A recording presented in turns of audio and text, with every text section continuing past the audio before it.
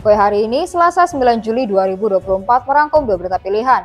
Antara lain, aksi unjuk rasa tolak tapera, ricuh, hingga berita seorang mantan calon legislatif sekaligus selebgram ditangkap polisi terkait kasus dugaan penyalahgunaan narkotika.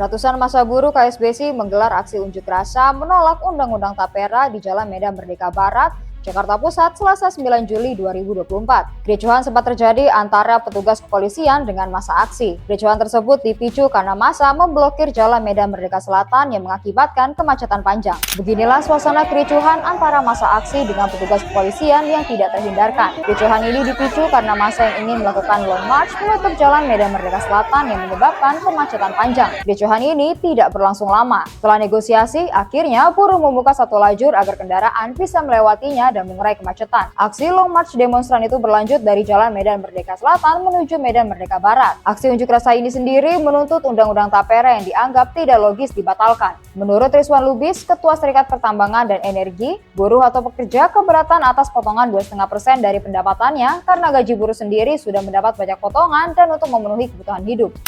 Oke, saat ini kami dari KSBSI hari ini ada aksi solidaritas dari kurang lebih 10 federasi di bawah naungan KSBSI. Aksi ini turun pemanasan terkait khususnya tolak tapera, di mana tapera tabungan perumahan rakyat kita pikir bahwa inilah kebijakan yang tidak pro dengan buruh. Mengingat saat ini upah buruh tidak lebih kenaikannya dari 1-2%. Ternyata tapera ada pemotongan 3%. Jadi dari berbagai unsur serikat buruh di bawah naungan KSBSI melakukan penolakan.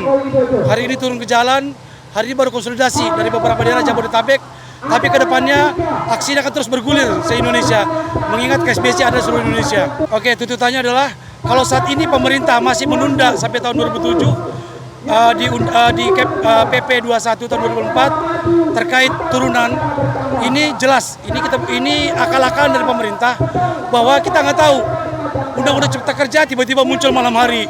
Jadi kami dari serikat buruh terus mengawal dari sekarang sampai tahun 2007 bahwa ada hal-hal yang tidak mungkin terjadi, di mana para buruh sedang terlelap, tiba-tiba ini disahkan.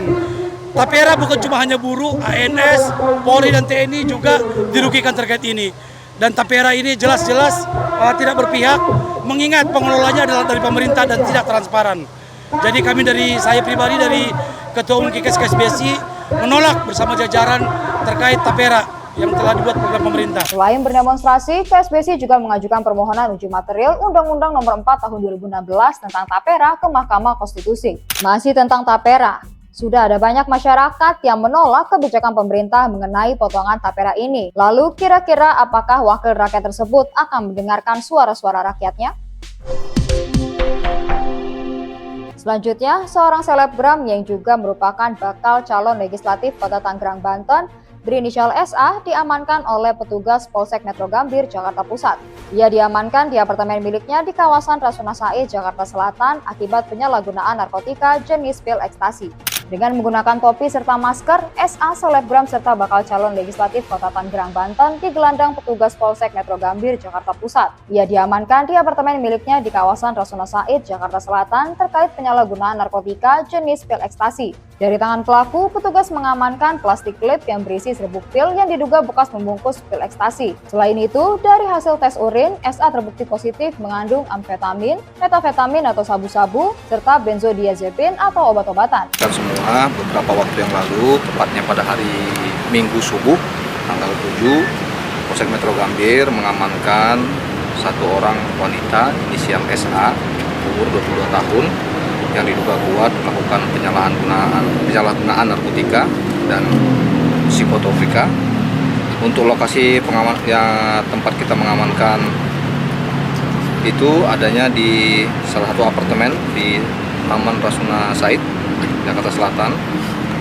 Kemudian pada saat diamankan, yang kami amankan ini bersama salah satu anggota keluarganya yang berinisial MA, berumur 20 tahun, wanita. Setelah dilakukan penyelidikan dan pemeriksaan, pada saat diamankan, pada wanita yang berinisial SA ini ditemukan satu klip plastik yang diduga kuat berisi ataupun bekas dari salah satu narkoba jenis inek. Lanjut, pada saat pemeriksaan kita di kantor, kita mengetahui atau mendapat informasi bahwa SA beberapa waktu sebelumnya kumpul bersama beberapa orang temannya di sebuah tempat makan di sekitar wilayah Jakarta Selatan. Lanjut, dari hasil pengecekan urin terhadap SA, ditemukan bahwa dari urin tersebut mengandung positif amfetamin, metamfetamin, dan benzodiazepin. Karena kan pada saat pengamanan itu juga kita mengamankan handphone dari SA, dan di percakapannya ada kata-kata yang menyebutkan bahwa kepala dari SA ini cukup pusing, kemungkinan gara-gara I. Nah, ini dugaan kami adalah inek. Sementara itu, pelaku mengaku baru pertama kali menggunakan narkotika tersebut. Ia juga menyesali perbuatannya yang menyebabkan dirinya ditangkap polisi. Di dokter. Ya. Kalau ineknya beli di mana, Mbak? Nggak tahu ya, Mas. Bekasi apa habis dari klub malam, Mbak? Itu alasannya cuma itu doang, Pak. Ada sempat ngejak orang mau pakai nggak, Mbak? Itu dan Untuk ikut itu? nggak terlalu gimana, Pak. Stres karena uang habis atau gimana? Berapa banyak yang habis, Pak? Bang. Enggak, Kasian dia. Nyesel nggak sih, Mbak? Tangkap gini, Mbak? stresnya apa, Bang? Mbak, nyesel nggak ketangkap? Bisa banget. Udah lama Mbak konsumsi enek, Mbak. Enggak kok, baru.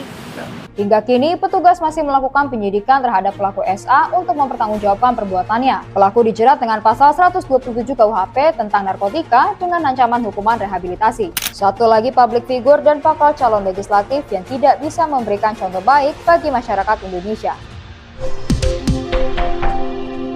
Demikian Voi hari ini, nantikan berita selanjutnya dengan subscribe YouTube Voi.id dan follow Voi.id di Instagram dan TikTok. Sampai jumpa.